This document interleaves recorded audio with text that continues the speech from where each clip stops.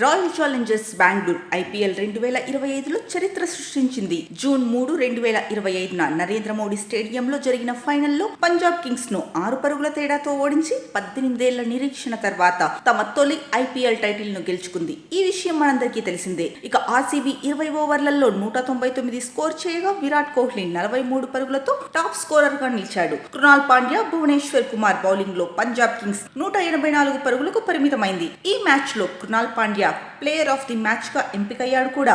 మరోవైపు brand విలువలోనూ RCB అగ్రస్థానంలో నిలిచింది. హౌలీ హార్న్ లోకి నివేదిక ప్రకారం ఆర్సీబీ బ్రాండ్ విలువ 2024లో 227 మిలియన్ నుంచి 269 మిలియన్ కు పెరిగింది. దీంతో Chennai super Kings 235 millions, Mumbai Indians 242 millions ను అధిగమించింది. పంజాబ్ కింగ్స్ 39.6% వృద్ధితో అత్యధిక శాతం పెరుగుదల నమోదు చేసింది. ఐపీఎల్ మొత్తం వ్యాపార విలువ 12.9% పెరిగి 18.5 బిలియన్స్ కు, బ్రాండ్ విలువ 13.8% పెరిగి 3.9 బిలియన్ కు చేరింది. ఇదిలా ఉంటే ఫైనల్ మ్యాచ్ వ్యూస్ కొత్త రికార్డు సృష్టించింది.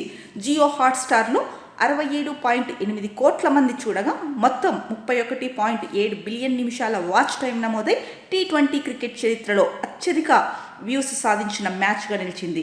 టీవీలో 169 మిలియన్ వీక్షకులు, 15 బిలియన్ నిమిషాల వాచ్ టైం, డిజిటల్లో 892 మిలియన్ వ్యూస్తో 16.74 బిలియన్ నిమిషాల వాచ్ టైం రికార్డైంది. ఆర్సీబీ విజయంలో విరాట్ కోహ్లీ పాత్ర కీలకం.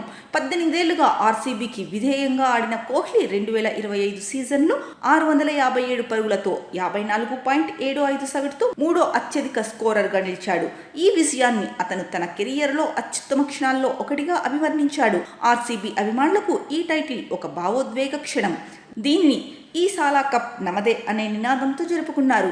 ఈ ఏడాది 2028 వరకు టైటిల్ స్పాన్సర్షిప్ ఒప్పందం ద్వారా బీసీసీఐకి 2,500 కోట్లు, 4 అసోసియేటెడ్ స్పాన్సర్షిప్ల ద్వారా 1,485 కోట్ల ఆదాయం వచ్చింది. గతంలో కంటే ఇది 25% అధికంగా ఉంది. 18 ఏళ్ల తర్వాత కప్పు గెలిచిన ఆనందం ఆర్సీబీ అభిమానులకు ఎక్కువ కాలం నిలవలేదు. బెంగళూరులో ఆర్సీబీ విజయోత్సవాల సందర్భంగా జరిగిన తొక్కిసలాటలో 11 మంది మరణించడంతో పాటు 33 మంది గాయపడడంతో తీవ్ర విషాదం నెలకొంది. ఈ సంఘటన చిన్నస్వామి స్టేడియం వెలుపల అభిమానులు పెద్ద సంఖ్యలో గుమికూడడంతో తొక్కిసలాట జరిగింది. పోలీసులు తొందరపాటుతో అన్ని రోడ్లను మూసివేశారని, ఇది తొక్కిసలాటకు దారి తీసిందని కొందరు చెబుతున్నారు. ఈ సంఘటనపై బెంగళూరు పోలీసులు, కర్ణాటక ప్రభుత్వం విచారం వ్యక్తం చేశాయి. ముఖ్యమంత్రి సిద్ధరామయ్య ఈ సంఘటనపై న్యాయ విచారణకు ఆదేశించారు. దీంతో ఆర్సీబీ సంబరాలు విషాదంతో ముగిశాయి.